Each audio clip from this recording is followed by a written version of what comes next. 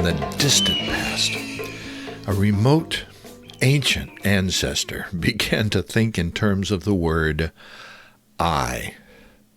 He or she became the first to understand the concept of individuality, the idea that I am separate and distinct from you and harbor different needs and desires. In that moment, ego was born, and humankind was metaphorically cast out of Eden. The struggle for existence, now understood in terms of a struggle for individual survival, began. No longer was identity found in species recognition. The one became the many. Unity was fractured. Henceforth, the individual would reign supreme. Look out for number one became a human mantra, and the quest for individual power began. It continues to this day. Ego didn't necessarily lose the ability to feel empathy and compassion, but from the very beginning, its primary instincts were for personal protection, survival, and growth. This has led to such concepts as the divine right of kings, class warfare, political dominance, top-heavy economic control over the means of industrial production, and monetary benefits for the few as opposed to the many. Especially in these days of social media, every morning, it has become standard procedure for many people to stare into the allegorical mirror of their computer screen, affirm their social status based on the number of responses they generated overnight, and ask, who is the fairest of them all? It would appear as though Snow White's evil stepmother has been reincarnated and lives on in modern society. Increasingly, we find ourselves living in ego's home country, a land called narcissism. How do we resist such an insidious enemy? As always, those who came before left us clues to follow. Their wisdom forms the basis of this trilogy. Volume 1 is called Ego and Earth Magic. It's the story of Merlin the Magician, a mystery for the ages. In the Arthurian legends, Merlin the Magician is pitted against dark energies summoned by ego, who seeks to destroy the source of ancient earth magic. At the end, ego appears to be victorious. Merlin is presented as the last of the old ones to be associated with natural magic, and is entombed in a crystal cave deep in the bowels of the earth.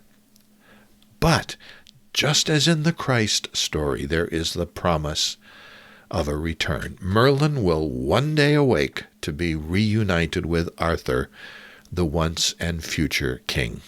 The union of earth magic and spiritual Camelot will be spread abroad on earth as it is in heaven. Until then, however, with ancient earth magic seemingly destroyed, or at least imprisoned, ego is free to strike out at will. Volume 2 is called Ego and the Hero. It follows the tales of Robin Hood and illustrates victory through defiance. The hero, Robin Hood, is a nature man who is at home in the wild forests of Sherwood. He defies the egocentric, power-hungry sheriff of Nottingham, who remains ensconced in his fortified urban castle. In the end, the hero teaches us to be victorious by defying ego's claims on personal freedom and individual choice. Robin Hood refuses walls and the loss of independence. His final victory is assured with the return of King Richard, and his marriage to Marian reunites nature and civilization into one spiritual landscape. Volume 3 is called Ego and Innocence. It's based on the well-known story of Snow White and offers a roadmap for our time. In the story of Little Snow White, Queen Ego, secure in her castle, seeks to destroy Snow White, who represents intuitive innocence. Snow White lives in the wild forest across the 7 mountains with the 7 dwarfs. In the end, innocence triumphs over ego through interaction with earth energies. As in the story of Robin Hood, once victory is assured, her marriage to the prince from a faraway, mysterious land unites the physical and the spiritual aspects of life in our perception realm. All 3 stories reach their climax when hope arrives in the guise of royalty from outside. That's a reference to spiritual help that is always available to those who are in touch with nature. In the case of Merlin, spiritual aid comes from Arthur the King. Robin Hood welcomes the return of King Richard. Snow White is joined by the mysterious prince. Now, none of these visitors arrives to save the day. Rather, they make their entrance after the battle is already won. Their presence may have been subtle and understated, but their ancient magic and power was nonetheless available.